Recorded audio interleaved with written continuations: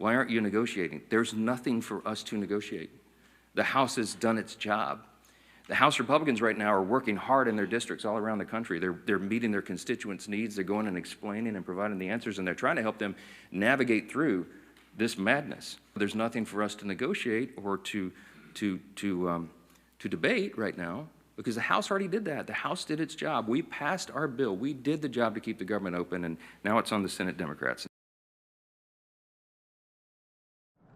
In the midst of a government shutdown on Friday morning, the latest government employment data was a mystery even to U.S. Labor Secretary Lori Chavez DeRemer. Usually we get the reports the day before, and I haven't seen that for this month. The delay of the release of the September jobs report from the Bureau of Labor Statistics means Wall Street investors, Main Street businesses, and consumers have one less piece of the economic puzzle to make important financial decisions. It's not like all the data goes away, but it's certainly one source that a lot of people pay attention to could be quite delayed. One private data source, the ADP payroll report released Wednesday, estimated the private sector lost 32,000 jobs during September.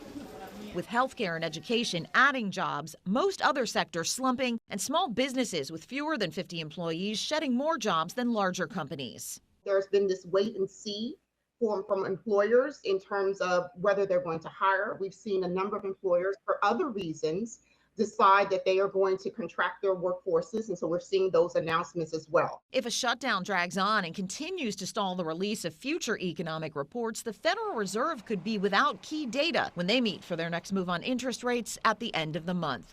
In Washington, I'm Karen Kafa. The economy's doing well, prices are down, we have virtually no inflation, everything's going good. We're respected by every nation in the world, and you know what happened? The Democrats want to shut it down, and they want to shut it down because they want to give billions, ultimately trillions of dollars to illegal migrants, people that came into our country illegally. Some of those people are criminals, but they came into our country illegally, and they want to give them the essential over years, trillions of dollars. And our people aren't going to stand for it. They also want to have open borders. They want to have men and women's sports. They want to have transgender for everybody. These people are crazy, the Democrats. So if it has to shut down, it'll have to shut down. But they're the ones that are shutting down. This is baby Zave. He's now 1.5 and thriving. But his mom, Ashley Vasquez, says that wasn't always the case. He just didn't have an appetite and he wasn't putting on weight. Zave was put on special nutritional drinks that his family received through WIC, federal-funded program for women, infants, and children. It provides aid to more than 6 million low-income families to help cover expenses for food, breastfeeding support, and health education. But that money could soon be at risk if the government shutdown continues. For really young children whose sole source of nutrition may be infant formula, the loss of WIC would be absolutely devastating because their families don't have other options. Nell Menifee-Leiby with the National WIC Association says if the government doesn't pass a spending bill within the next 2 weeks, funding will likely run out. That really puts us in a crisis point very quickly. Funding for other assistance programs like the Supplemental Nutrition Assistance Program known as SNAP could also be at risk. Roughly 42 million people depend on SNAP to help cover groceries. October's benefits were already sent out, but come November 1st, it's unclear whether people will receive assistance as politicians continue to debate. Republicans refuse to extend the Affordable Care Act tax credit. This is not about health care. This is about Democrats wanting to show their progressive left base that they are fighting against Donald Trump. Meanwhile, it leaves vulnerable parents like Ashley Vasquez unsure how they're going to pay for their families. I'm Jen Sullivan reporting. At the San Ysidro point of entry, U.S. Customs and Border Protection officers see about 60,000 cars total every day. Jorge Llanos is an officer with U.S. Customs and Border Protection and says they're the first line of defense. Working on the POEs, the ports of entry, making sure that all the people that are coming across, whether they're U.S. citizens, residents, or foreigners, have an ability to come in the proper documents or the status to come in. But now, officers are going to have to do all that without a paycheck. The next time they're supposed to get paid is next weekend. Yano says there shouldn't be impacts to the public, but says things may change if the shutdown goes on for too long, with officers possibly opting out of coming to work. When things like this happen, it is a slap in the face. It shouldn't happen. We shouldn't be the first ones to feel the brunt. This isn't the first time U.S. Customs and Border Protection officers have had to deal with the government shutdown. Back in 2018, during President Trump's first term, the government shut down for 35 days, and the officers had to go without a paycheck then, too. He says right now, younger officers may face more uncertainty when it comes to paying for things like rent and food. It is difficult to live in the area. Housing is expensive. Groceries weren't that bad in 2018, but they've gone through the roof in the last year. Yano says officers are bracing themselves for what happens on the federal level. The only thing that we can rely on is basically each other. Hopefully we'll be able to come up with different groups to help out and unfortunately just dip into our savings accounts. In San Ysidro, Jane Kim, ABC 10 News. The White House says thousands of federal workers could be laid off if a deal is not reached. And today, Trump said Democrats would be the ones responsible. Listen. I call them Democrat layoffs. They're Democrat layoffs. They're causing it. We're doing better than the country's ever done. And the Democrats hate seeing that. It's up to them. Anybody laid off, that's because of the Democrats. All right, what do you think about what he has to say? It is offensive and it's a lie. This is the president of the United States. He should know the damn laws. He does not have the authority to lay people off because we're in a shutdown. The laws are very clear on that. You don't have authority to spend money, but you can't change laws. These are congressionally appropriated positions doing congressionally mandated work. The idea that the president thinks that it's a good idea to hurt the American people, to take away people. I mean, if the National Flood Insurance Program is out of money, if we have a Hurricane Helene that comes through, who's going to solve that?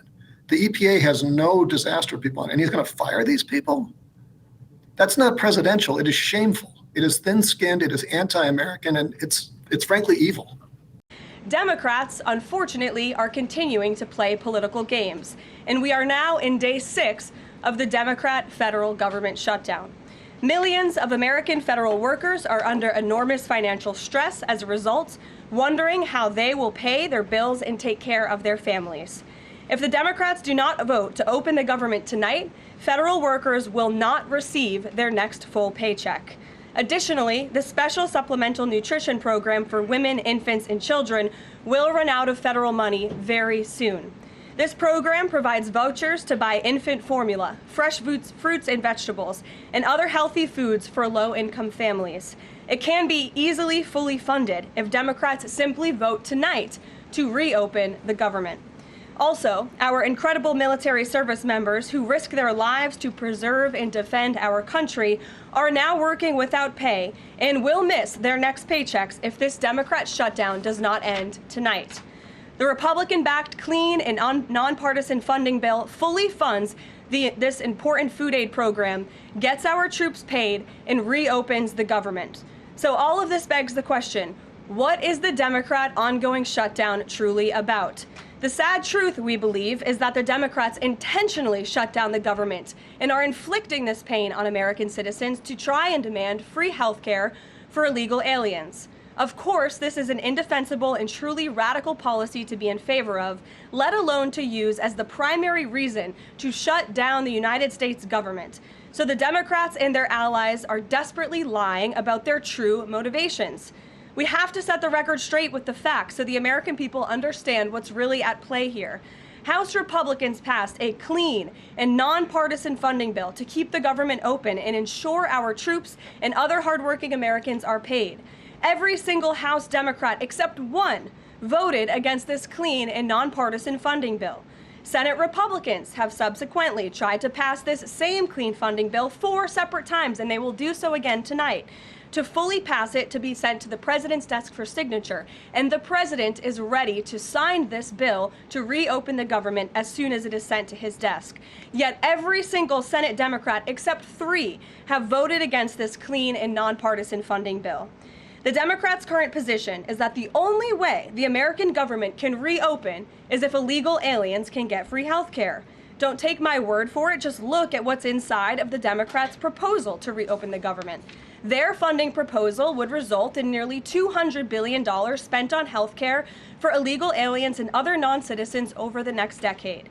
To put this in perspective, $200 billion is enough money to fund the entire children's health insurance program, which provides health insurance to low-income children and women. Under the Democrats' proposal, the millions of illegal aliens who improperly were granted asylum and paroled under the Biden administration would once again be allowed to receive Medicaid benefits. It does not end there. The Democrat proposal would also require Medicaid to pay more for emergency care provided to illegal aliens than it does for American patients who are disabled, elderly, or children. When someone shows you who they are, believe them. The Democrat Party has unfortunately closed our government, costing Americans their jobs, threatening our military readiness, harming our economy, and causing chaos, all to help the illegals who broke into our country. Instead of holding illegal aliens accountable and removing them from our country, which is what this administration is trying to do every day, the Democrats want to give them the free benefits paid for by the American taxpayer. Democrats in 2025 are for illegal aliens first and Americans last. This is the reality we are unfortunately facing right now in Washington, D.C.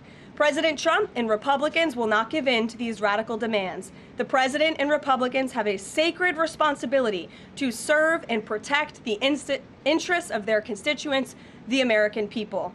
That's why we are backing a clean and nonpartisan funding bill with no strings attached to reopen the government. Democrats should do what they did 13 separate times under Joe Biden and vote for this exact same type of funding bill. Now the Senate will vote tonight for the 5th time to reopen the government on the 6th day of this shutdown.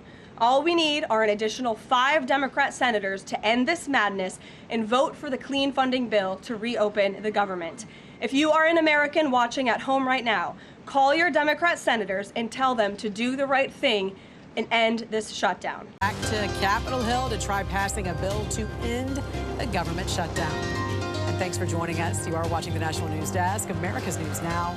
I'm Jan Jeffcoat. It is Monday, October 6th, and today Senate Republicans will bring a funding bill forward once again to see if any more Democrats get on board to end the shutdown. Angela Brown in for Mark Boyle at the live desk with the latest on this. What are you hearing, Angela? Any progress over the weekend? We are not hearing that any Democrats are going to be breaking ranks anytime soon, but these things, of course, as you know, can change in a heartbeat. At this hour, the government shutdown is entering a second week. The Senate is expected to reconvene this afternoon to vote on a bill to fund the government. The bill has already passed in the House but failed in the Senate a number of times last week. Both sides are now accusing the other of acting in bad faith.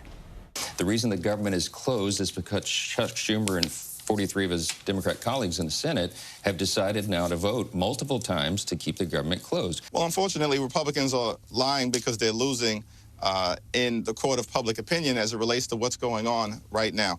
We are standing up for the health care of hardworking American taxpayers.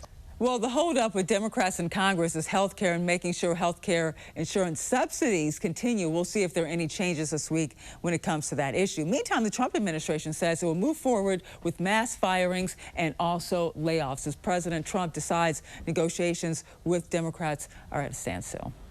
I think that if the president decides that the negotiations are absolutely going nowhere, then there will start to be layoffs. Well, members of the White House cabinet are hopeful to avoid any firings by Democrats voting to reopen the government. That's what they're hoping for. We're tracking all of these storylines today right here at the live desk.